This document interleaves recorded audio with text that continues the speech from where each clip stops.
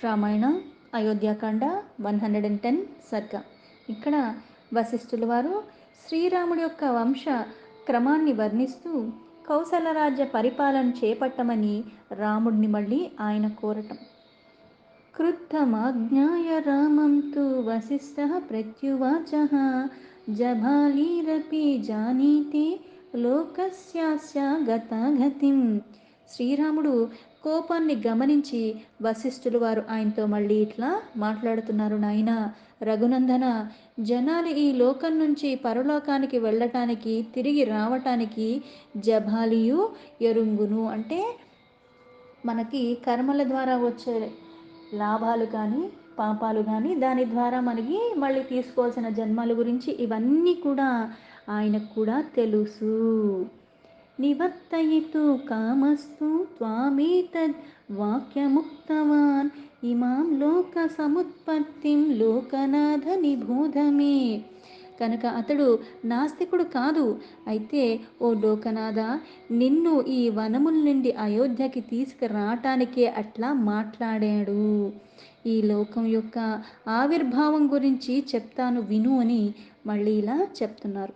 సర్వం సలీలమేవాసీత్ పృథివీ యత్ర నిర్మిత తతః సమభవద్బ్రహ్మ స్వయంభూర్దేవత్యేహ సహ సప్ వరాహాస్తతో భూత్వా ప్రజ్జహార వసుంధరాం అసృజశ్చ జగత్సర్వం సహా పుత్రేహ కృతాత్మభిః. సృష్టి ప్రారంభ సమయంలో లోకమంతా కూడా నీటిమయంగానే ఉన్నది. అందులోంచి భూమండలం ఏర్పడింది. తర్వాత స్వయంభూ అయిన బ్రహ్మదేవుడు దేవతలతో కలిసి అతడు ఆవిర్భవించాడు. విష్ణు స్వరూపు అయిన ఆ బ్రహ్మయే వరాహ రూపాల్లో మళ్ళీ ప్రకటితమై ఆ జలంలో ఉన్న భూమిని మళ్ళీ ఉద్ధరించాడు. తర్వాత అతడు పవిత్రాత్ములైన పుత్రులతో సహా ఈ జగత్తుని మళ్ళీ సృష్టించాడు. ఆకాశ ప్రభవో బ్రహ్మ శాశ్వతో నిత్య అవ్యయః తస్మాన్ మరీచిః సంజ్ఞకే మరీచేహ కాశ్యపః సూతః. ఆకాశ స్వరూపమైన ఆ పరబ్రహ్మ పరమాత్మ నుంచి బ్రహ్మదేవుడు ప్రాదుర్భవించాడు. అతడు శాశ్వతుడు, నిత్యుడు, నాశరహితుడు. పరమాత్మ శాశ్వతుడు, నిత్యుడు, నాశరహితుడు. ఆయన నుంచి ఎలా అయితే బ్రహ్మ ఉద్భవించాడు, ఆ బ్రహ్మ నుంచి మరీచి జన్మించాడు. మరీచి కుమారుడు కాశ్యపుడు. వివస్వాన్ కాశ్యపాజ్ఞజ్ఞే మనుర్వైవస్వతః సూతః సతు ప్రజాపతి పూర్వం ఇక్ష్వాకుస్తు మనోః సూతః. మారీచి కొడుకు కశ్యపుడు, కశ్యపుడు యొక్క కొడుకు వివస్వంతుడు, ఆయన సూర్యుడు. ఆయన సూతుడే వైవస్వంతుడు, అతడే మొదటి ప్రజాపతి. ఆ మను ఒక్క సూతుడు ఇక్ష్వాకు ప్రభువు.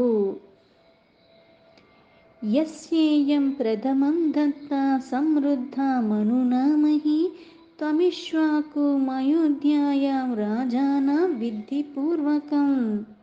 యస్యేయం ప్రథమం దత్తా సమృద్ధా మనునామపి తమిక్ష్వాకు మయోధ్యాయాం రాజానాం విద్ధి పూర్వికం.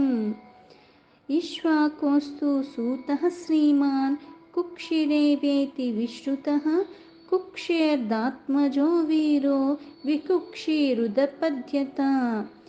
సర్వ సంపదలతో నిండిపోయిన ఈ భూమండలాన్ని వైవస్వంత మను ఇక్ష్వాకుకి అప్పగించాడు. ఈ విధంగా అతడు అయోధ్యకి మొదటి ప్రభు అయ్యాడు. ఇక్ష్వాకు కుమారుడు కుక్షి. ఆ కుక్షి సర్వ శుభ లక్షణాలు కూడా కలిగి ఉన్నవాడు, సుప్రసిద్ధుడు. కుక్షిపుత్రుడు వికుక్షి, ఆయన కూడా మహావీరుడు. వికుక్షేస్తు మహాతేజ బాణః పుత్రః ప్రతాపవాన్ బాణస్య తు మహాబాహుః అనర్యో మహాయశః. వికుక్షి సూతుడు బాణుడు, ఆయన కూడా మహా తేజస్వి, ప్రతాపశాలి. ఆ బాణుని ఒక సూతుడు అనార్యుడు, అతడు కూడా మహాయశస్వి, గొప్ప భుజగలం కలిగినవాడు. సత్పురుషుల్లో కూడా అనార్యుడు చాలా శ్రేష్ఠుడైనవాడు. नानापृष्टिर्बभूवास्मिन्नाधुर्भिक्षं सतां वरि అనర్యే మహారాజే తస్కరు నాపి కశ్చన. ఆ మహారాజు పరిపాలిస్తున్నప్పుడు అనావృష్టి కానీ కరువు కాటకాలు కానీ దొంగలొక్క భయం కూడా లేకుండా ఉన్నది. అనర్యాన్ మహాబాహు పృథురాజా బభువః తస్మాత్ పృథోర్మహారాజः త్రిశంకురదపద్యత సత్యవచనాద్వీరః సశరీరో దివం గతః. ఆ అనాథుడొక్క కొడుకు మహాబాహు అయిన పృథు మహారాజు. త్రిశంకు మహారాజు ఆ పృథు చక్రవర్తి యొక్క కొడుకే. సత్యవచనుడు వీరుడు అయిన త్రిశంకు ప్రభు విశ్వామిత్రు తప ప్రభావంతో ఆ శరీరంతోనే స్వర్గానికి వెళ్ళాడు. త్రిశంకోర భవత్సూను దందుమారో మహాయసః దందుమారన్ మహాతేజ యువనాశ్వో వ్యజాయత. యువనాశ్వసూతః శ్రీమాన్ మందాత సమపద్యత మందాతుస్తు మహాతేజాః సుసంధిరుదపద్యత. త్రిశంకు ప్రభు ఒక కొడుకు దందుమారుడు. అతడు చాలా సుప్రసిద్ధుడు. అతని కొడుకు మహాపరాక్రమశాలి అయిన యువనాశ్వుడు. సర్వ శుభలక్షణ సంపన్నుడు అయిన మందాత యువనాశ్వుడొక్క కొడుకు. ఈ మందాత యొక్క కొడుకు సుసంధి. ఆ సుసంధి కూడా చాలా తేజస్వి. సుసంధేరపి పుత్రౌధు ధ్రువసంధిః ప్రసేనజిత్ యశస్వి ధ్రువసంధిస్తు భరతో రిపుసూదనః. ధ్రువసంధి ప్రసేనజిత్తు ఇద్దరు కొడుకులు సుసంధి యొక్క కొడుకులు. యశస్వి అయిన ధ్రువసంధి యొక్క కొడుకు భరతుడు. అతడు శత్రు భయంకరుడు. భరతాత్తు మహాబాహోః ఆసితో నామ జాయత యస్యేతే ప్రతిరాజానా ఉదపద్యంత శత్రవః హైహేయస్థాలజంగాశ్చ శూరాశ్చ శశిబిందువః. మహాబాహు అయిన భరతుడి యొక్క అసీతుడు అన్నవాడు కలిగాడు. అతను మళ్ళీ శూరుడైన హైహేయ, తాళజంగులు, శశబిందువులు అను సామంత రాజులు కూడా వాళ్ళందరికీ కూడా శత్రువులై ఉన్నారు. వారందరినీ కూడా ఎదుర్కొనటానికి సేనా వ్యూహాన్ని రచించాడు. యుద్ధంలో స్థిరంగా నిలిచి ఆ శత్రువులు దాటిని తట్టుకుంటూ అక్కడ ఆసీతుడు యుద్ధంలో పరాజితుడైపోయాడు. తాంస్తు సర్వాన్ ప్రతివ్యూహ్య యుద్ధే రాజా ప్రవాసీతః సతశైలవరే రమ్యే బభూవ భిరతో మునిః ద్వే చాస్య భార్యే గర్భిణ్యో బభూవ తురతి శృతిః ఏకా గర్భ వినాశాయ సపత్నేః సగరం దదో. ఇలా పరాజితుడైపోయిన తర్వాత రమణీయమైన హిమవత్ పర్వతాలకు చేరి అక్కడ ఏకాగ్రచిత్తుడై భగవద్ ధ్యానంలో మునిగిపోయాడు. అప్పటికే అతని భార్యలు ఇద్దరూ కూడా గర్భవతులు. వారిలో ఒక ఆమె ఇక్కడ సవతికేమో కాళింది యొక్క గర్భంని పోగొట్టడానికి ఒక విషాన్ని ఆవిడకిచ్చింది. అంటే మళ్ళీ ఎవరికి బిడ్డ కలుగుతారో వాళ్ళకే అన్ని అధికారాలు కలగాలన్న మళ్ళీ ఇప్పుడు ఎవరికి ఎంత పరాక్రమం ఉందో అని తెలియదు. కాకపోతే కొన్ని చిన్నవి ఎలా చేస్తారు అంటే ఆ సమయంలో ఉక్రోషానికి లోనైపోయి ఇట్లాంటి వికారాలు కలుగుతూ ఉంటాయి. అందుకని ఇంకో గర్భంతో ఉన్న భార్య యొక్క గర్భాన్ని తీసేయాలని ఒక సవత అనుకుంది. ఆవిడకి విషాన్ని ఇచ్చేసింది.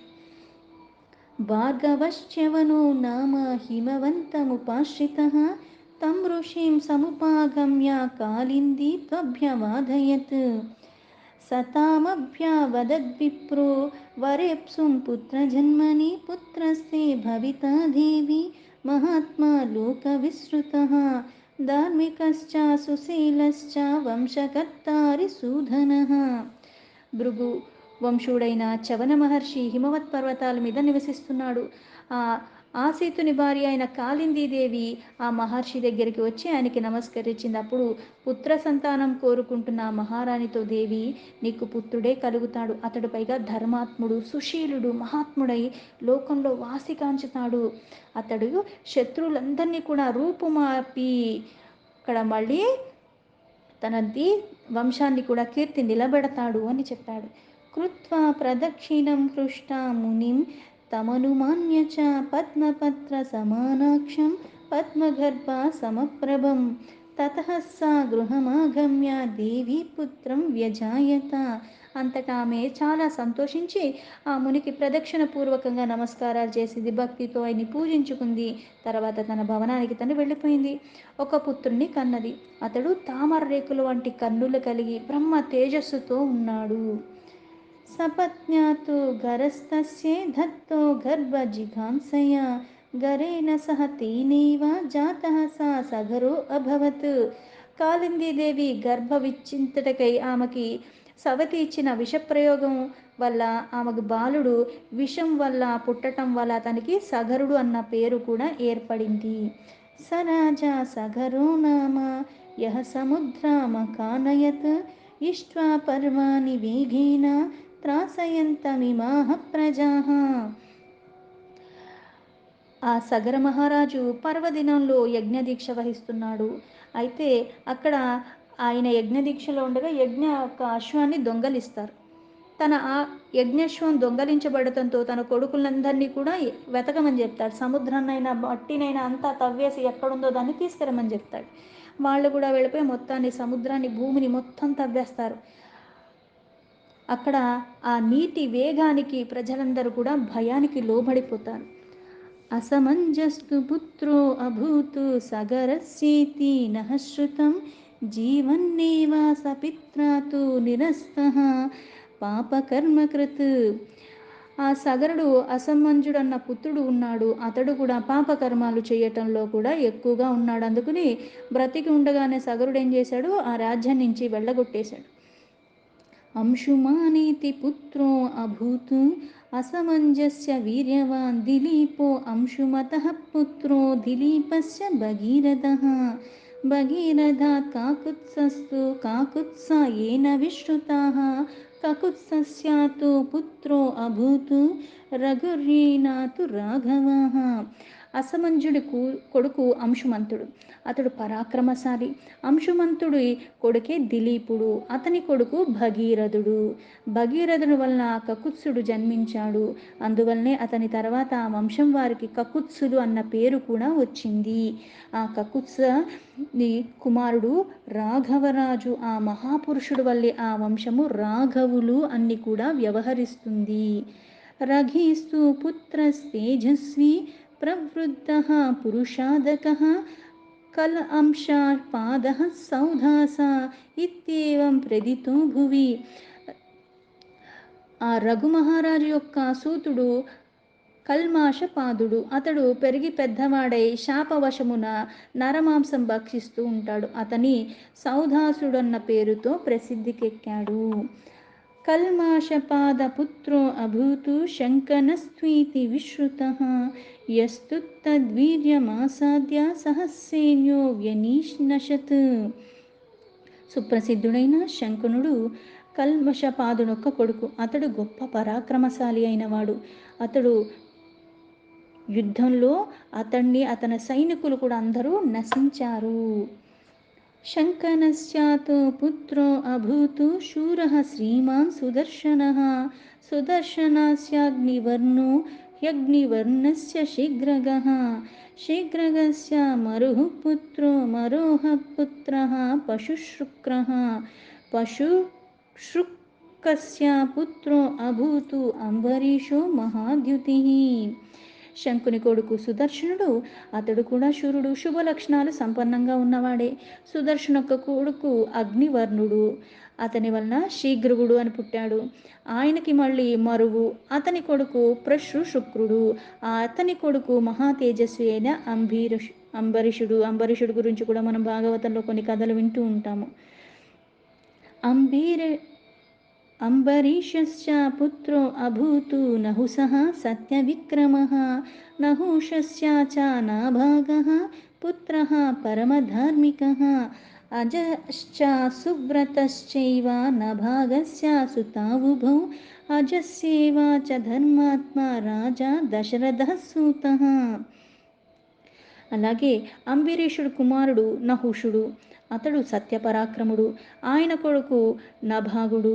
అతడు కూడా పరమధార్మికుడు. నభాగుడుకు అజుడు, సువ్రతుడు అని ఇద్దరు కొడుకులు కలిగారు. అజుని కుమారుడే దశరథ మహారాజు. అతడు ధర్మాత్ముడు. అంటే ఇక్కడ రాముడు ఒక్క తండ్రి దాకా కూడా వంశం ఒక్క పుట్టు పూర్వోత్తల దగ్గర నుంచి ప్రతి ఒక్కళ్ళని కూడా చెప్పుకుంటూ వచ్చాడు వశిష్ఠ మహారాజుకి.